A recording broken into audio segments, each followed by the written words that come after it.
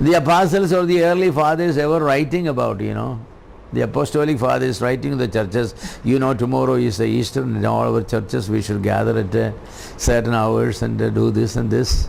No, it's nothing. This is all, of course, by 3rd, 4th century these things were there, these things were there.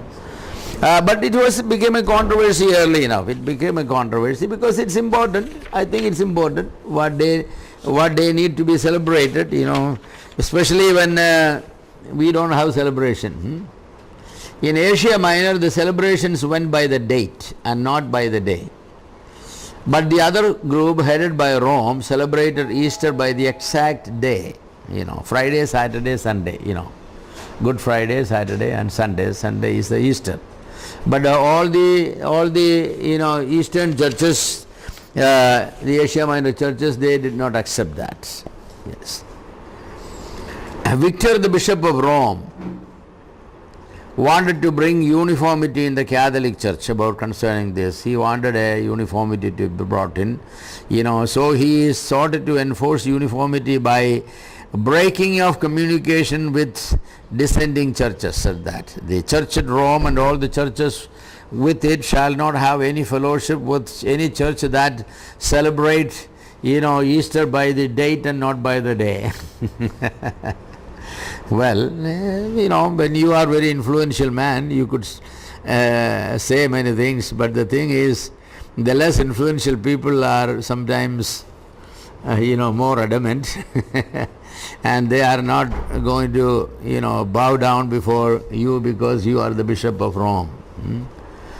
So what happened is, many adjusted the dates. Okay, they didn't want a controversy, but there were many who did not consent to it. Irenaeus encouraged Victor, the Bishop of Rome, to bring unity in the empire. However, the Easter controversy, known as the Quarto Decimannian, that is a technical, Quarto Decimannian, Quarto, Quarto Decimannian, Decimannian, remained against the tradition, and even to this day there are many churches that celebrate, they don't have a Good Friday.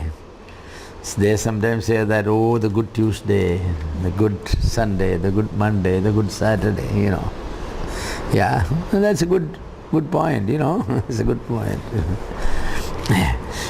So it at least tells us that, Christians everywhere do not agree on these things, Christmas and Easter, no. Actually, a good number of the people, they do not have a celebration for these things because they don't take these things as festivals. Of course, some people believe that the church should have some festivities. Church should have some festivities.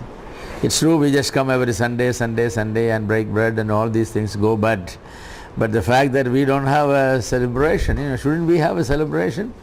The Jewish people had so many celebrations, and they all get together and they ate together, and they were required to wear new clothes, and all the vessels in the home were to be replaced, and before the Passover all earthen vessels will be broken and all new vessels, and all copper and iron vessels, they will scrape it and they will boil it, and they'll make it like new and all that, but it's good to have some. Women will like, I think, replacing all their vessels once a year. I don't know, some may hang on to it for a longer time than because some of our ammachis may, even it's broken, still will keep it there, it's a memorial,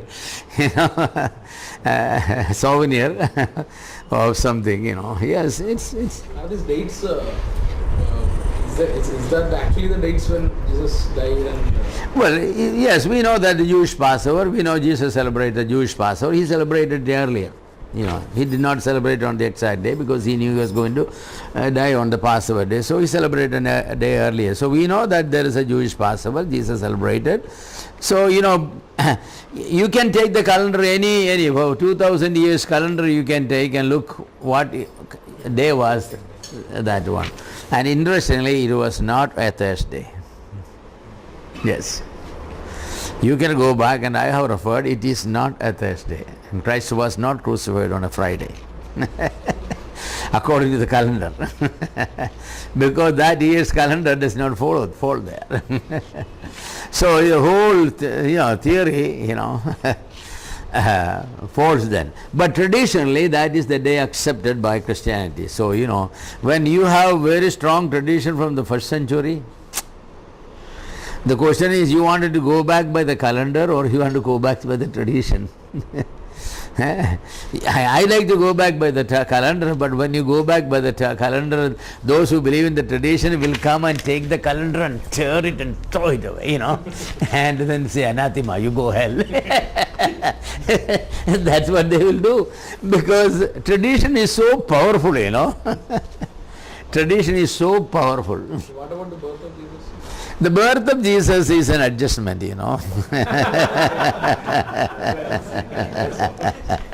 The birth of Jesus is an adjustment, I'll talk about it later, Yeah, what day Jesus was born, was because the Julian calendar, in the resetting of the calendar, they had to go back and make Jesus to be born in BC, not in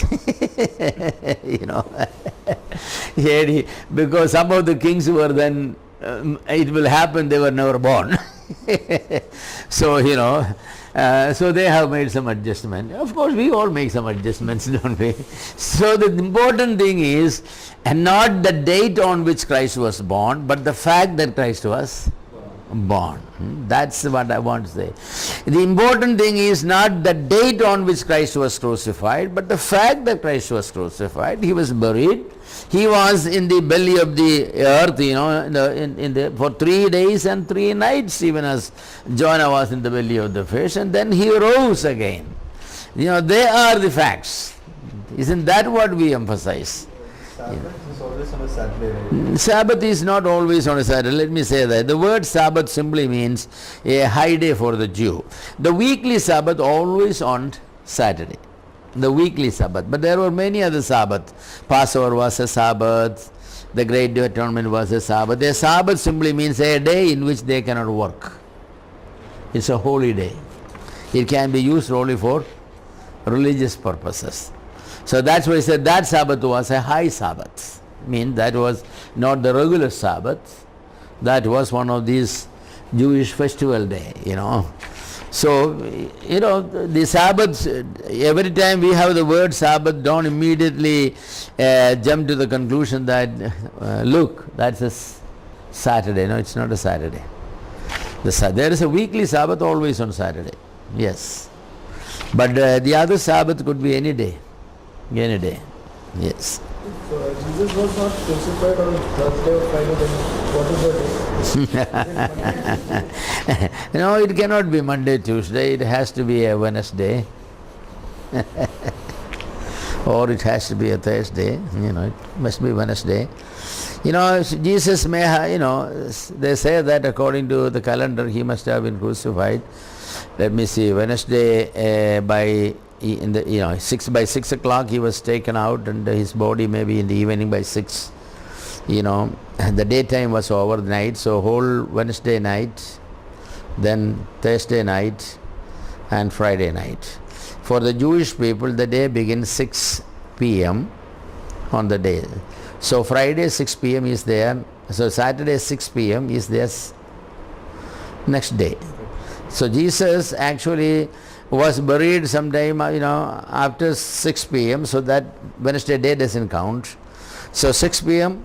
The day, next day, Thursday begins. So Thursday, Friday, Saturday 6 p.m., Sunday, first day of the week. So 3 days and 3 nights, Otherwise he won't be in 3 days and 3 nights. Suppose he was buried 6 p.m. Friday night, and early Saturday, Sunday morning he was risen. So how much time he was in the... So this prophecy, what will happen? Jesus Christ himself said, even as Jonah was in the belly of the fish, the Son of Man will be in the womb of the earth for 3 days and 3 nights. So, don't go by that one, go by you can go back and get calendar for for 4,000 years, 2,000 years and all, and then count it. Of course, these days it's very easy with your internet and all that. But the problem there is, of course, the Jewish people follow the lunar months, 30-day months, only 360 days. So that means for every year there is a 5-day loss. So that you have to adjust. So that means there will be, for so many years, an additional year will be there. So you have to, that's how the birthday of Jesus Christ was to be adjusted and all that thing. There's so many things involved in those things. Okay. This year is which one, 31 or 33? Well, it must be 33, the death of Jesus Christ. Yeah. 33 AD.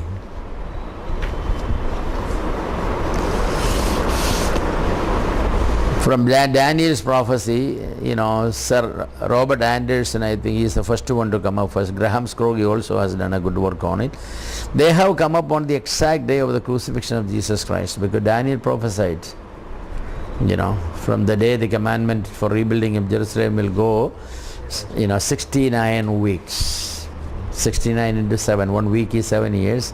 So 69 into 7, that many 483 years when completed, the Messiah shall be cut off. So Bible can never go wrong. So, they have calculated very nicely and the exact day. But then again, these problems of adjusting the dates and all there, So there are, a little bit adjustment here and there and all that. Some of you who are very good in maths and interested in this sort of things can sit with your computer, internet or something and work on these things and go back to all the way to 33 even 1 BC or something from there, and you can just click on and find the birth of Jesus Christ and the crucifixion of Jesus Christ and all. It will be very edifying. Some people get edification out of these things. I'm not a person who gets an edification. That's sort of thing. So I say, well, I have other things to do it. So the Easter controversy was a big controversy, very big controversy. There are many controversies like that. It was never settled. Victor, the Bishop of Rome, could not settle it by his muscles. Could not be. And and he had the support of all the Western churches, true, but the Western churches accepted his viewpoint, but the Eastern churches were not very gracious to do that. Irenaeus encouraged Victor, but Irenaeus was not God for a lot of people, Sometimes we respect a man for what he is, but when he insists on something, without the authority of the Word of God, we just have to, politely tell him, shut up and mind your own business. And that's very difficult to tell somebody, but because we respect them very much. But sometimes we have to say that, hey, this is not your business, you keep quiet. The church emerging very a free church, in history. Up to this time, the church was not free. It was persecuted. It was in fear. The Jewish people were attacking it. The Roman emperors were attacking it. The pagans were attacking it. So in 306 AD, the Roman army in Britain, they made Constantine as the emperor. They proclaimed, in the Rome, the system is when one emperor dies, all his sons will be fighting for positions and all that. Sometimes the father will graciously give a portion of the empire to each son. Okay, son, you take the western part of the empire. There's so many. You take the eastern part of it. That's sort of a division. And then the sons will fight each other, for who will get done. So the father, he could die peacefully and the sons, they could kill each other and then one will survive and that sort. So Great Britain made Constantine the emperor. But there was another one called Maxentius, and Maxentians ruled over Italy, North Africa and those portions. And this man, Maxentius, was a very ambitious person. Ambition is a good thing, you know that. And he wanted the entire Roman Empire to be under his control. There starts the problem, or there starts the blessing, whatever way you want to look at it. So Maxentius decided to be the emperor over the whole western part of the empire, and slowly hostility, began to arise between Maxentius and Constantine. Yes, and they will show their power here and there. And finally Constantine marched into Italy with 40,000 men. Said that if that's what you want, then let's have our fight. So he marched with the 40,000 men to Italy, and the two armies met at a place called Saxa Arubia, 10 miles from Rome. Both armies face to face. Maxentia and Constantine met. Between the two armies was the Tiber River, and crossing of it through the Milvian Bridge or the Milvian Bridge. The army of Maxentius was 3 times bigger than the army of Constantine, and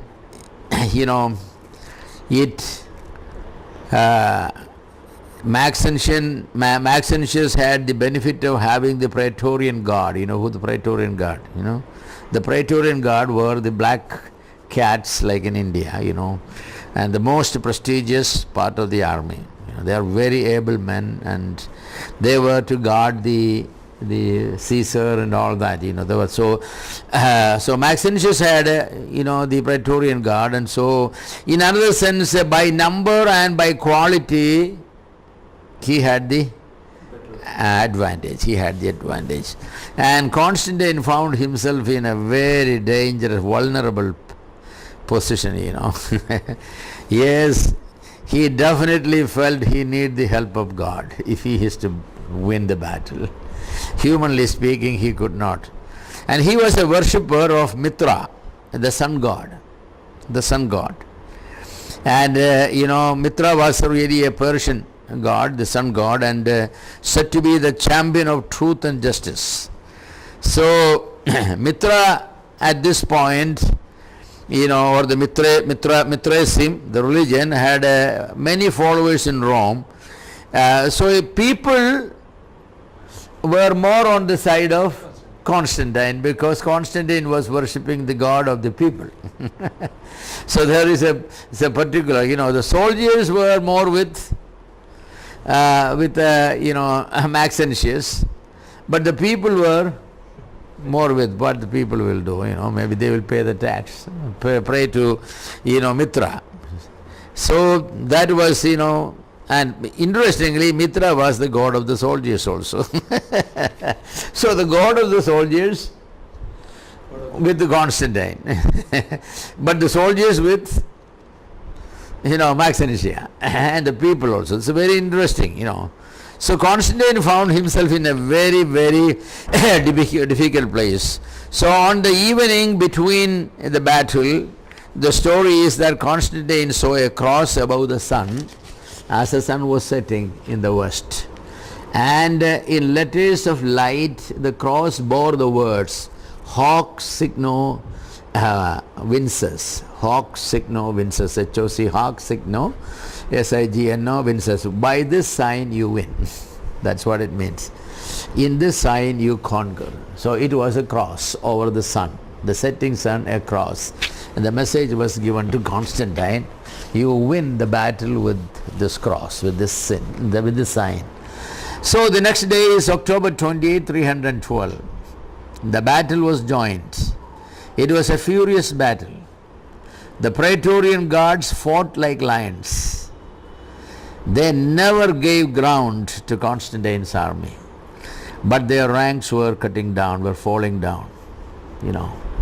The army of Maxentius was completely defeated, and Maxentius trying to cross over the river, he was drowned. So he is gone and Constantine became the emperor. That's how he came. So, and the fact that Constantine became an emperor is very significant as far as Christianity is concerned, for good or for bad. That depends upon yes, which side how you look at it. There are definitely some good things, some bad things. Immediately it was good, but ultimately it was bad. Yes, immediately it was good because Christians were persecuted at that time like anything. Constantine was a grateful king, at least. He never forgot that sign, hoc signo, vinces. So immediately after the battle, what did he do? The battle was over.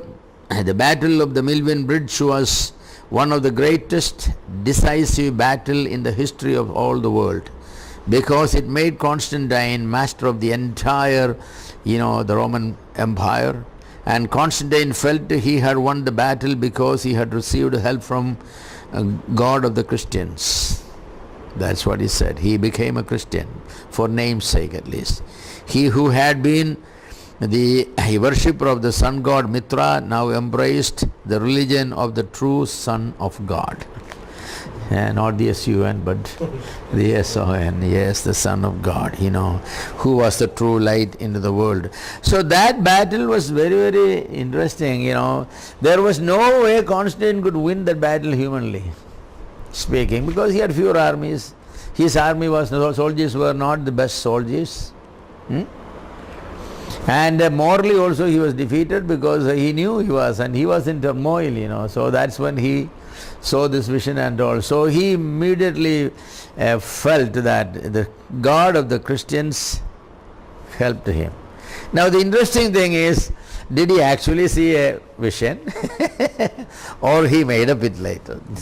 This is all historians debate even to this day. There's another story also where we saw cloud covering sun and... Yeah, well, the setting sun will be, and the cross was there, and the sign writing was there, if they summarize. People make up stories of 100 versions will be there, so don't worry. But the thing is, the church history basically points out this, like Eusebius church history, which is the earliest church history, and they all say that, this vision and all. But they all question this one. All true church historians question whether really he had the vision or he made up the vision. He says that Constantine was a very able administrator. Very able administrator. The people in the whole Roman Empire, the majority of the Roman Empire, the people were Christians now. The majority of the people were Christians. It's the slaves, large number were slaves, they were all Christians. And large number of other people were Christians. So he was asking the question, the Christians are all persecuted. If somebody will make a concession to Christianity, all these Christians are going to side that side. So if I make a concession to Christianity, claiming that the God of the Christians supported me, helped me, then immediately morally he gets the support of all the Christians and all the prayers of that one. So he wisely made up the stories, because even if he is lost in the battle, he will win in the heart of the people. I mean, he can run away, escape or something, then what happened? He has all the people in his favor, and he can come back and again, attack or something. So many people think it was a very intelligent, plot of Constantine. I'm not able to make a judgment on it. I'm not that caliber a historian to come up, no. So, but this is traditionally believed that he had the vision, so let it stand like that. After all, good visions are always nice, but but I always have a big question mark over that vision. It was, I think, a good ploy by this man. Maybe he had a vision. Of course, it's not very difficult to have visions, especially when you are mentally disturbed about the outcome of the war and all. You cannot sleep in the night. The ideal, well, it said that he saw it before the sunset. Maybe he seen the sunset in the vision and all those things. Anyway, it was very interesting. So he never forgot that. He never forgot. So he made immediately an edict of Milan. They called the Edict of Milan. Edict of Milan. What is that edict? Christianity first was, the all persecution of Christians was stopped. And then he accepted Christianity as his religion. He became a Christian. And Christianity was given equal treatment with all other religions. Eventually, Christianity was made the official religion of the Roman Empire. The official religion of the Roman Empire. The question, when did he become a Christian? When did Constantine become a Christian? Only before his death. He was baptized right before his death. Constantine was not necessarily the best man or anything, No, but he has done a whole lot to Christians. So personally he was a good man or not is not necessarily our big problem, because what king is good that way, It's very difficult for kings to be good. Because, look at Solomon, how many women he had. So if somebody said Solomon was so good, he never committed adultery. Solomon was so good, he never committed adultery because he had 1,000 women with him. So, sometimes we say, and Solomon never stole anything from anybody because, silver had no meaning in his time. He had so much gold there. So why should he go out and steal, The stealing comes for the poor people, right? All these things. So when we make judgments on kings, as I said, that what king is bad king? But then the question is, what king is good king? Henry VIII was a very good king. He's the founder of the Anglican Church. But how did he, or why did he start the church? The historians know why he started the church. Because he wanted to divorce his wife and marry another woman. The Roman Catholic Church said no. So he said, you sure? No. Okay, then I break away from the Roman Catholic Church, the whole in Britain, break away. We are going to make our own bishop and our own church. And that bishop is going to give me a divorce. I'm going to celebrate my marriage with, the other woman. So he did. So the question is, was Henry VIII one of the greatest kings Britain had? Was he wrong in doing it? Well, you better don't say king is wrong. You can say now because Henry is no more around. But at that time when Henry is around, if you say wrong, well, you will not be very, very careful, Don't say a word against the king. Old Malayalam says, Arajane Kedutonnum Paranjidalla. Arajane Kedutonnum. Don't say a word against the king. Even a bird may take the message, and you will be, they don't do very much. They just separate the head from the body, that's all. They are very mild in punishments, So my question is, people say that Augustine was a Saint Augustine, they made him a saint. So I don't know what he's saintly about Augustine, yeah. Sorry, Constantine, Constantine. What was so saintly about him? I don't know, but he has done something. He made this edict of Milan, which definitely was a help. Christians begin to breathe. Constantine honestly believed he, won the battle because of the help from the God of the Christians. So he became a Christian. For name's sake, he claimed himself, I'm a Christian, though he was not baptized. A person does not become a Christian until he is baptized. The baptism is what, according to rule, that is what makes a person Christian. The conversion of religion always is that, if somebody claims to be a Christian, for any purpose, government will ask for the baptismal certificate. That settles the issue. You become a Christian. So Constantine could not produce the baptismal certificate until almost the last days of his death. I don't know why he refused to be baptized until then. Maybe he thought that he has to do many sins after baptism, maybe better to get baptized at the last moment. Then without sin he can go to heaven as a saint. The better way of, In the city of Milan in 313, Constantine issued the edict concerning the religion. It granted more than religious tolerance, which was already granted by Galerius in 311 AD, 2 years before, So the Edict of Milan put an end to all religious persecution and proclaimed absolute freedom of conscience. That's what it says. You can worship any god you want according to your conscience and nobody will persecute you.